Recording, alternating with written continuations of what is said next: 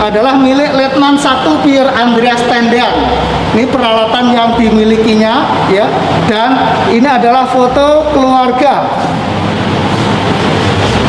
Foto di Bukit Barisan sebelum menjadi ADC Pak Nasution dan foto pengangkatan jenazah. Peralatan yang digunakan saat itu, ya. Ikat tangan, kaki, dan kepalanya putri Pak Nasution, Ade Irma Suryani Nasution, ya, yang terbunuh, ya. Saat itu digendong oleh tantenya dan diserahkan kepada ibunya, dibawa ke Rumah Sakit Gatot Subroto. Selama perjalanan itulah mampir ke Angkatan Laut untuk menyampaikan bahwa di rumah saya terjadi, ya, kejadian. Akhirnya di sanalah mereka datang untuk membantu. Berikutnya ini adalah aqualung buatan Uni Soviet, ya.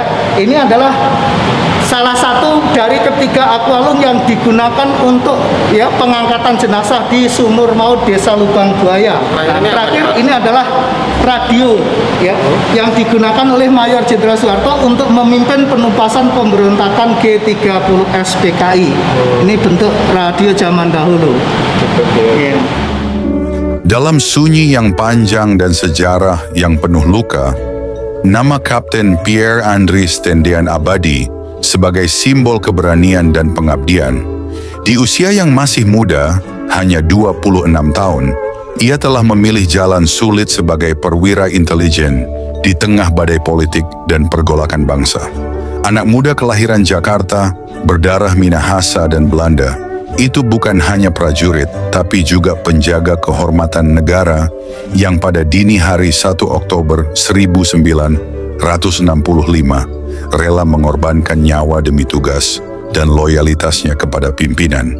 Dalam gelapnya malam penculikan oleh Gerakan 30 September, Tendean berdiri sebagai tameng hidup, melindungi Jenderal Abdul Haris Nasution, hingga akhirnya ia ditangkap dan disangka sebagai sang jenderal. Di Lubang Buaya, tanah basah menjadi saksi bisu gugurnya seorang patriot muda yang tak sempat menulis sejarah dengan tinta, tapi menuliskannya dengan darah. Kini, lebih dari sekadar nama di Monumen Pahlawan Revolusi, Kapten Pierre Tendean adalah kisah tentang keberanian yang tak lekang waktu, tentang seorang anak bangsa yang memilih setia, bahkan sampai mati. Pierre Andries Tendean lahir pada 21 Februari 1939 di Batavia, Hindia Belanda, di sebuah rumah sakit rakyat yang kini dikenal sebagai RSUPN Dr. Cipto Mangunkusumo. Ia lahir dari perpaduan dua dunia. Ayahnya, Dr. Aurelius Lammert Tendean, adalah seorang dokter asal Minahasa, sementara ibunya, Maria Elizabeth Cornet, berdarah Prancis dari Leiden, Belanda. Nama Pierre diambil dari kakek pihak ibu, sedangkan Andries dari kakek pihak ayah. Pierre adalah anak kedua dari 3 bersaudara, tumbuh dalam keluarga terpelajar yang menjunjung tinggi nilai kemanusiaan dan disiplin. Masa kecilnya dihabiskan di Magelang, mengikuti ayahnya yang berpindah tugas sebagai dokter jiwa, kemudian melanjutkan pendidikan SMP dan SMA di Semarang. Namun di balik ketenangan hidupnya sebagai anak dokter, Pierre menyimpan api semangat yang berbeda. Ia ingin menjadi tentara. Keinginannya sempat ditentang orang tua yang berharap ia mengikuti jejak mereka di bidang kedokteran atau teknik. Ia pun diminta mengikuti ujian masuk Fakultas Kedokteran Universitas Indonesia dan Institut Teknologi Bandung. Tetapi diam-diam, Pierre menggagalkan ujiannya sendiri. Sebuah tindakan diam penuh tekad. Melihat kegigihan itu, keluarganya menyerah. Jalan Pierre menuju dunia militer pun terbuka. Ia diterima di Akademi Teknik Angkatan Darat, ATKAD, di Bandung pada November 1958. Di sanalah semangat Pierre sebagai prajurit dan insinyur militer ditempa, tak hanya dengan disiplin teknis, tetapi juga keberanian di medan operasi.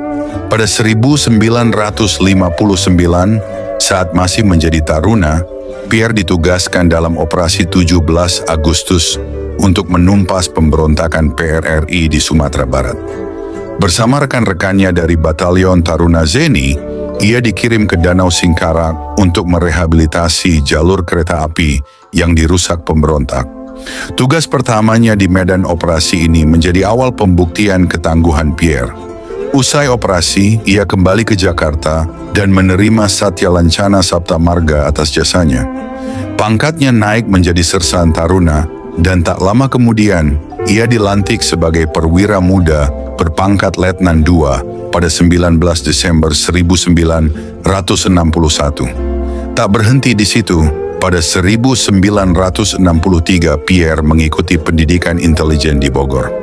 Setelah lulus, ia dikirim ke Selat Panjang, Riau, wilayah perbatasan, untuk menyusup ke Malaysia dalam rangka Operasi Dwi Korah. Dalam 3 kali penyusupan, ia dan pasukannya berhasil menghindari kapal perusak Inggris dengan cara yang nyaris mustahil, melompat ke laut dan bergantung di belakang kapal nelayan. Keberanian dan kecerdasannya menjadi legenda di kalangan militer muda saat itu. Karier Pierre mencapai titik penting ketika pada 15 April 1965, ia ditunjuk sebagai ajudan Jenderal Besar Abdul Haris Nasution, menggantikan Kapten A.G. Manulang yang gugur di Kongo. Penugasan ini bukan sekadar kehormatan, tetapi juga bentuk kepercayaan pribadi dari Nasution, yang telah mengenal keluarga Tendean sejak lama. Bahkan, Nasutionlah yang pernah menyarankan agar Pierre memilih satuan Zeni ketika diterima di Akademi Militer. Pierre muda menjalankan tugasnya dengan penuh dedikasi. Ia bukan hanya perwira pendamping, tetapi juga bagian dari lingkaran dalam penjaga pertahanan negara. Namun takdir memiliki rencana lain. Di pagi buta, 1 Oktober 1965, rumah dinas Jenderal Nasution di Jalan Teuku Umar diserbu pasukan Gerakan 30 September, G30S. Tendean yang tidur di pavilion belakang rumah dibangunkan oleh putri sulung Nasution, Yanti, karena mendengar tembakan. Tanpa ragu, Tendean mengambil senjata dan keluar untuk melihat situasi. Dalam kekacauan, ia disergap oleh pasukan penculik. Dengan tegas ia menyebutkan, "Saya ajudan Nasution." Namun dalam gelapnya malam dan tekanan operasi, para penculik mengira ia adalah Nasution sendiri. Sementara sang jenderal berhasil melarikan diri dengan melompati pagar, Pierre dibawa pergi ke lubang buaya bersama para perwira lainnya. Di sana ia mengalami penyiksaan dan akhirnya ditembak mati. Jenazahnya dibuang ke dalam sebuah sumur tua, tempat di mana 6 perwira tinggi lainnya juga dikuburkan. 4 hari kemudian, pada 4 Oktober 1965, tubuh Tendean adalah yang pertama kali diangkat dari sumur maut oleh prajurit RPK AD. Visum menunjukkan luka tembak dan bekas kekerasan tumpul di tubuhnya. Tanda pengorbanan dan keteguhan seorang ksatria muda yang tak menyerah bahkan di ujung ajal. Berikut kronologi peristiwa kelam yang merenggut nyawa perwira muda itu. Pada dini hari tanggal 1 Oktober 1965, suasana hening di Jalan Teuku Umar, Jakarta, mendadak berubah mencekam. Pasukan Cakrabirawa, kesatuan pengawal presiden yang telah dibajak oleh Gerakan 30 September, G30 SPKI, bergerak cepat menyerbu kediaman Jenderal A.H. Nasution. Target mereka adalah menculik para jenderal tinggi Angkatan Darat yang dianggap menghalangi agenda politik mereka. Di salah satu pavilion belakang rumah tersebut, Letnan 1 Pierre Tendean, ajudan muda Jenderal Nasution, sedang terlelap. Suara gaduh dan tembakan membangunkannya. Dengan naluri seorang prajurit, ia segera keluar untuk memeriksa apa yang terjadi. Di kegelapan pagi buta itu, Pierre berhadapan langsung dengan pasukan penculik. Para prajurit Cakrabirawa yang tidak mengenali wajah Jenderal Nasution dengan pasti, mengira bahwa Pierre Tendean adalah sang jenderal. Meskipun ia telah mengaku sebagai ajudan, pasukan tersebut tetap menciduknya dan membawanya pergi. Diduga dalam upaya menyelamatkan atasannya, Pierre sengaja tidak membantah identitas yang disematkan padanya. Pierre kemudian digiring ke sebuah rumah di kawasan Lubang Buaya, Jakarta Timur, markas sementara Gerakan G30S PKI. Di tempat inilah para korban penculikan lainnya telah dikumpulkan. Beberapa jam kemudian, Pierre Tendean dieksekusi bersama 6 perwira tinggi Angkatan Darat lainnya. Lalu jenazah mereka dibuang ke dalam sumur tua yang kemudian dikenal sebagai Sumur Lubang Buaya. Dalam sebuah kisah menyebutkan, upaya penyelamatan diri Jenderal Abdul Haris Nasution dalam peristiwa G30S merupakan salah satu kisah dramatis dalam sejarah Indonesia. Peristiwa itu terjadi dini hari 1 Oktober 1965 saat pasukan yang menamakan diri mereka Gerakan 30 September G30S berusaha menculik sejumlah perwira tinggi TNI Angkatan Darat. Berikut adalah kronologi singkat mengenai upaya Jenderal Nasution menyelamatkan diri dan nasib tragis putrinya, Irma Suryani Nasution. Pada pukul sekitar 04 pagi, pasukan Cakrabirawa, pengawal presiden, yang tergabung dalam J30S mengepung dan menyerbu rumah Jenderal Abdul Haris Nasution di Jalan Teuku Umar, Jakarta. Mereka berniat menculiknya sebagai bagian dari rencana menggulingkan pimpinan Angkatan Darat. Begitu mendengar suara tembakan dan kegaduhan di halaman rumahnya, Nasution langsung menyadari bahaya. Ia segera berusaha menyelamatkan diri dengan meloncat melewati pagar tembok ke rumah tetangganya, Duta Besar Irak. Dalam proses pelarian itu, Nasution mengalami cedera karena meloncat dari ketinggian dan kemudian bersembunyi selama beberapa waktu. Para penyerbu yang tidak menemukan Nasution menggeledah rumah dengan brutal. Dalam kekacauan itu, ajudan Nasution, Letnan Pierre Tendean, ditangkap dan disangka sebagai sang jenderal. Ia kemudian dibawa ke Lubang Buaya dan dibunuh bersama 6 jenderal lainnya. Dalam kekacauan penyerbuan itu, tragedi menimpa keluarga Nasution. Irma Suryani Nasution, putri Nasution yang baru berusia 5 tahun, terkena tembakan ketika pasukan G30S menembaki rumah. Irma sedang berada di dalam rumah bersama ibunya, Johanna Sunarti, dan kakak perempuan serta pengasuhnya. Peluru mengenai Irma dan menyebabkan luka parah. Ia sempat dilarikan ke rumah sakit, tetapi nyawanya tidak tertolong. Irma meninggal dunia akibat luka tembak tersebut, menjadi salah satu korban sipil tak berdosa dari peristiwa berdarah itu. Kematian Irma sangat mengguncang keluarga Nasution dan menjadi simbol kepedihan dalam tragedi nasional G30S. Di kemudian hari, kisah Irma Suryani dijadikan pengingat tentang kengerian peristiwa tersebut. Di Museum Sasmita Loka Jenderal Abdul Haris Nasution, kamar Irma dan boneka kesayangannya masih dipertahankan seperti saat ia masih hidup, sebagai bentuk penghormatan dan kenangan. Kisah penyelamatan Jenderal Nasution dan gugurnya Irma Suryani menjadi salah satu bagian paling menyayat hati dalam sejarah Indonesia modern, menandai betapa peristiwa politik bisa merenggut korban dari keluarga yang tak bersalah.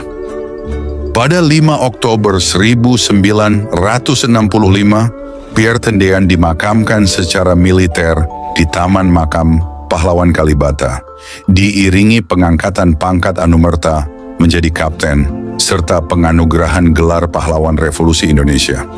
Presiden Soekarno juga menganugerahkan kepadanya Bintang Republik Indonesia Adi Pradana pada Hari Pahlawan, 10 November 1965.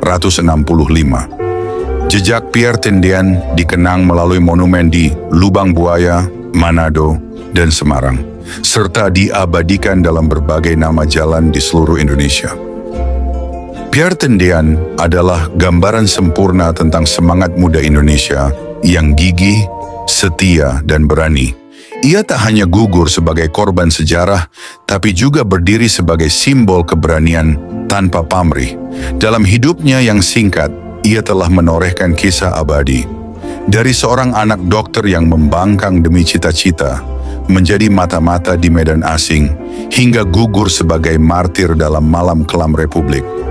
Namanya akan terus bergema dalam sejarah bangsa sebagai ksatria yang tak pernah mundur. Di balik gemuruh sejarah, Kadang tersembunyi kisah-kisah kecil yang tak kalah menggugah hati, kisah yang tak tertulis dalam buku pelajaran, namun hidup dalam kenangan dan bisikan masa lalu. Salah satunya adalah kisah Pierre Tendean dan Rukmini Chaimin. Bukan sekadar romansa biasa, melainkan kisah cinta yang terjalin di tengah medan tugas, di antara janji masa depan dan panggilan negara. Pierre, seorang perwira muda berdarah Minahasa yang dikenal gagah dan cerdas, bertemu dengan Rukmini, putri seorang perwira TNI, dalam suasana yang tak terduga. Di antara dinas dan pertemuan keluarga militer, tumbuh benih cinta yang tulus. Mereka saling menyimpan harapan, saling menunggu di antara penugasan dan perjalanan. Namun takdir punya jalan sendiri. Pada malam kelam 30 September 1965, cinta mereka mendadak terputus oleh dentuman senjata dan bayang kudeta. Pierre yang saat itu menjadi ajudan Jenderal Nasution, diculik dan kemudian gugur di lubang buaya, meninggalkan mimpi yang belum sempat dirangkai dan cinta yang tak sempat menjadi nyata. Ini bukan hanya kisah tentang cinta yang gagal. Ini tentang pengorbanan, tentang janji yang tak sempat ditepati, dan tentang bagaimana sejarah kadang memisahkan dua hati yang saling mencintai. Tahun 1963, di sebuah kota yang hangat dan semarak di ujung utara, Sumatera, Medan, takdir mempertemukan dua jiwa muda dalam suasana yang tak terduga. Pierre Andreas Tendean, perwira muda keturunan Minahasa Prancis yang sedang bertugas sebagai ajudan Jenderal Abdul Haris Nasution, diperkenalkan kepada seorang gadis manis bernama Rukmini Chaimin. Perkenalan itu terjadi atas prakarsa dua sahabat Pierre, Satrijo Wibowo dan Setijono Hadi, yang melihat benih kecocokan di antara mereka. Rukmini, gadis berhati lembut dan berpenampilan anggun, langsung menarik perhatian Pierre. Dalam kesehariannya yang penuh disiplin militer, Rukmini menjadi oase yang menyegarkan bagi Pierre. Hubungan mereka berkembang pelan namun pasti.